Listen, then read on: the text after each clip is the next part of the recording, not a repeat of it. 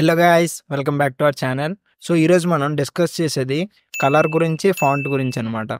అసలు సిఎస్ఎస్ అంటేనే కలరింగ్ కదా. సో కలర్ మనం ఎన్ని డిఫరెంట్ టైప్స్లో ఇవ్వచ్చు అని చూద్దాం.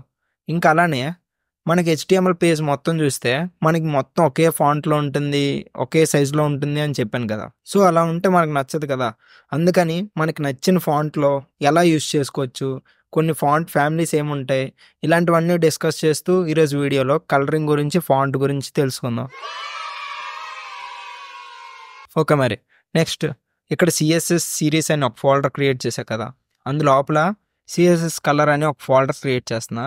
ఇందులోపల మనకి ఒక ఫైల్ క్రియేట్ చేసి index.html అని ఒక హెచ్టిఎంఎల్ ఫైల్ క్రియేట్ చేస్తున్నా. ఇంకోటి style.cs. ఇలా ఇప్పుడు మనం style.css అని బయట క్రియేట్ చేసాం కాబట్టి ఇది ఎక్స్టర్నల్ సిఎస్ఎస్. ముందు వీడియోలో కవర్ చేస్తాను, ఆ వీడియో మిస్ అయ్యి ఉంటే డిస్క్రిప్షన్లో ఉంటుంది, వెళ్ళి చెక్ చేయండి. ఓకేనా. ఇప్పుడు index.htmlలో మనం ఇప్పుడు మన కోడ్ రాద్దాం. మనం ఇప్పుడు ఎక్స్టర్నల్గా ఒక సిఎస్ఎస్ ఫైల్ క్రియేట్ చేసాం కదా, దాన్ని ఇప్పుడు మన హెచ్టిఎంఎల్ ఫైల్తో లింక్ చేసుకుందాం. లింక్ style.css అని కదా. ఇప్పుడు మనం బాడీలో h1 ట్యాగ్ రాద్దాం, హెడ్డింగ్ ట్యాగ్. ఆ హెడ్డింగ్ ట్యాగ్కి మనం డిఫరెంట్ కలర్స్ ఇద్దాం, అది డిఫరెంట్ వేస్ యూస్ చేస్తూ కలర్స్ ఇద్దాం. ఓకేనా.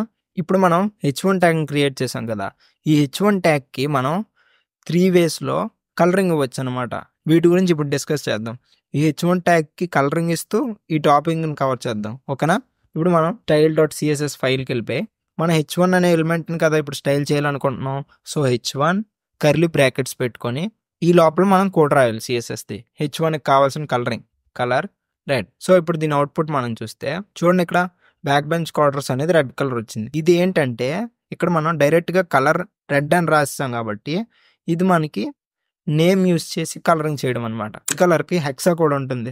ఆ హెక్సా కోడ్ ఎలా ఉంటుంది ఇప్పుడు చూపిస్తా. రెడ్ కలర్ మీద ఇలా హోవర్ చేస్తే ఈ FF40 అనేది రెడ్ కలర్కి ఉన్న హెక్సా కోడ్ అనమాట. ఫర్ ఎగ్జాంపుల్ ఇప్పుడు ఒక ఎగ్జాంపుల్తో చూపిస్తా. ఇక్కడ మనకి #FF40 యూస్ చేస్తా. నేమ్ నేను రెడ్ అని రాయట్లేదు, జస్ట్ #FF40 యూస్ చేసా. ఇప్పుడు మన కలర్ ఎలా వస్తుంది చూద్దాం. ఇక్కడ కూడా మనకి బ్యాక్ బెంచ్ క్వార్టర్స్ అనేది రెడ్ కలర్లోనే ఉంది. సో ఇలా మనం హెక్సా కోడ్ని యూస్ చేస్తాం. కలర్లోని నేమ్ ఇవ్వకుండా, హెక్సా కోడ్ ఇవ్వకుండా మన RGB యూస్ చేసి చేయొచ్చు అన్నా కదా. అది ఎలా అంటే RGB బ్రాకెట్స్ ఓపెన్ చేసి 255,0,0 ఇలా మనం ఇవ్వచ్చు అనమాట.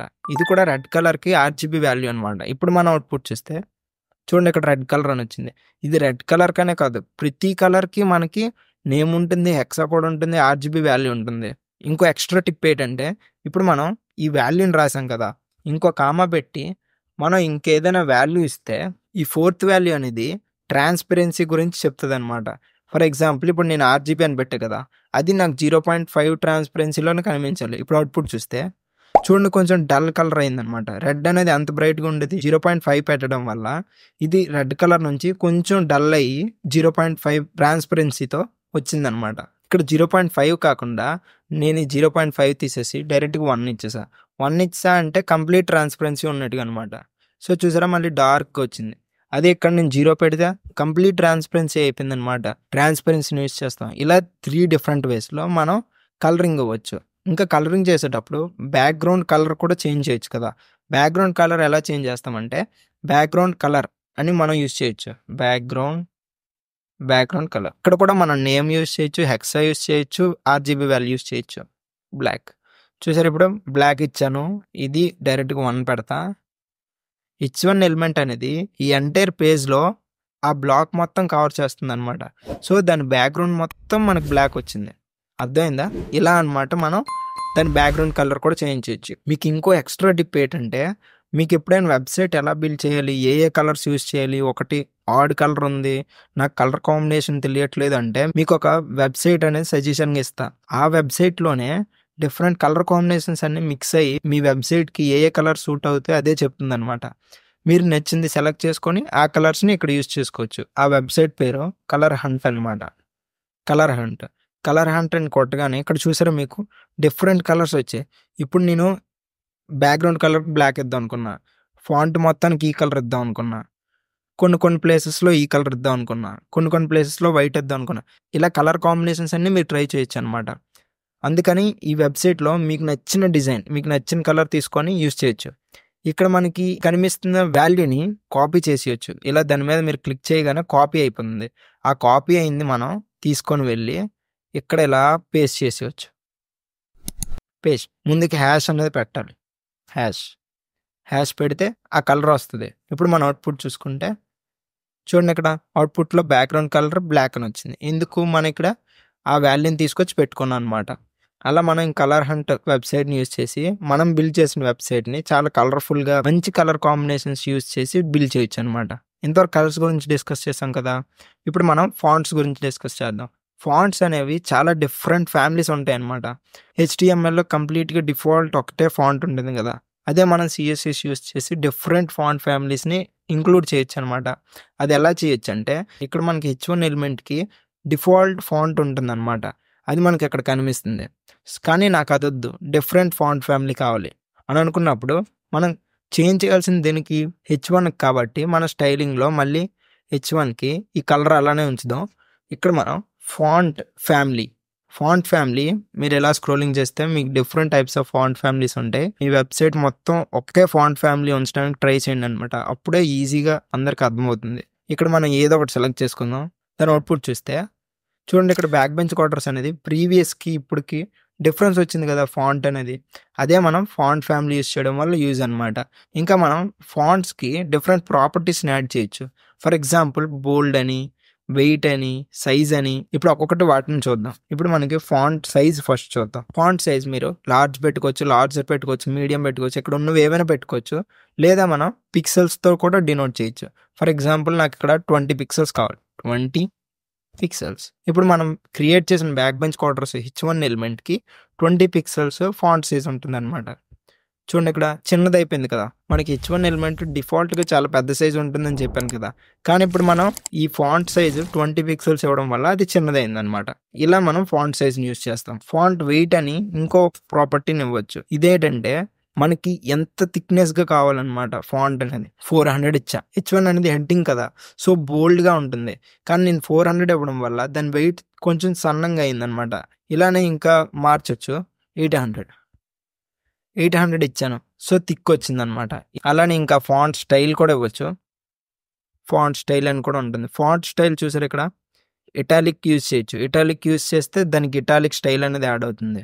బోల్డ్ అని యూజ్ చేస్తే బోల్డ్లోకి మారిపోతుంది అనమాట.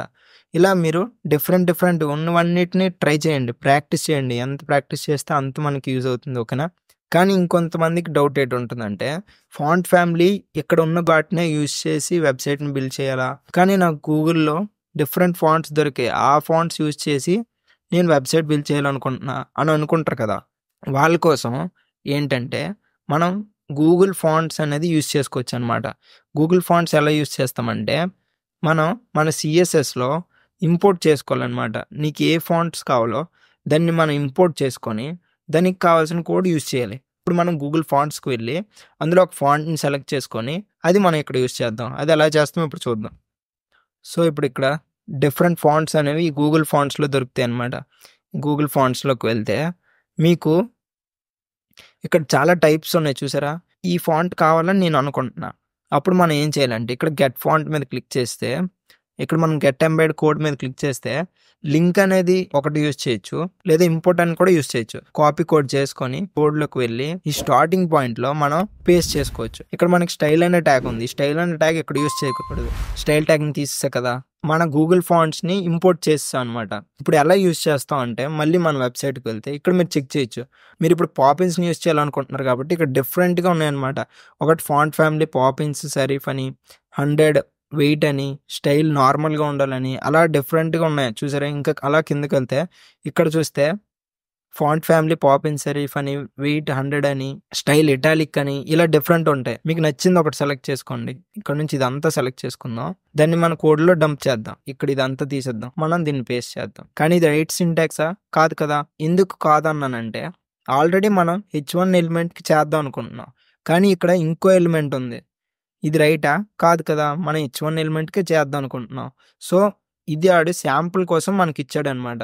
సో దీన్ని తీసేసి ఈ బ్రాకెట్స్ కూడా అవసరం లేదు. చూసారు కదా. ఇప్పుడు మన అవుట్పుట్ చూస్తే చూసారా, బ్యాక్ బెంచ్ క్వార్టర్స్ అనేది పాపిన్స్ ఫాంట్తో వచ్చి 200 వెయిట్‌తోనే ఉంది. అదే ఇక్కడ 800 ఇస్తే 800 వెయిట్‌తో వచ్చింది. స్టైల్ ఇటాలిక్ ఉంది. ఈరోజు జరిగిన టాపిక్ మొత్తం ఒక నోట్స్ కింద తయారు చేశాను. ఆ నోట్స్ లింక్ అనేది డిస్క్రిప్షన్‌లో పెడతా. వెళ్లి చెక్ చేయండి. ఈ వీడియో కంప్లీట్ అవ్వగానే వెళ్ళి ఆ నోట్స్‌ని చెక్ చేస్తే మీకు ఇంకా క్లారిటీ వస్తుందన్నమాట థియరిటికల్‌గా. సరే మరి నెక్స్ట్ వీడియోలో మనం బాక్స్ మోడల్ అంటే ఏంటి? అసలు బాక్స్ మోడల్ యూజ్ చేసి మన వెబ్‌సైట్‌కి ఏం చేంజెస్ తీసుకురావచ్చు? ఇలాంటివన్నీ డిస్కస్ చేద్దాం. ఓకేనా? మరి నెక్స్ట్ వీడియో మీరు మిస్ అవ్వకూడదు కదా! అందుకని మన ఛానల్ సపోర్ట్ చేసి మీ ఫ్రెండ్స్ అందరికీ షేర్ చేసి వెబ్ డెవలప్మెంట్ నేర్చుకోమని చెప్పండి. ఓకేనా? ఇప్పుడు మనం క్విజ్‌ని అటెంప్ట్ చేసి దాని ఆన్సర్‌ని కామెంట్ సెక్షన్‌లో పెట్టండి.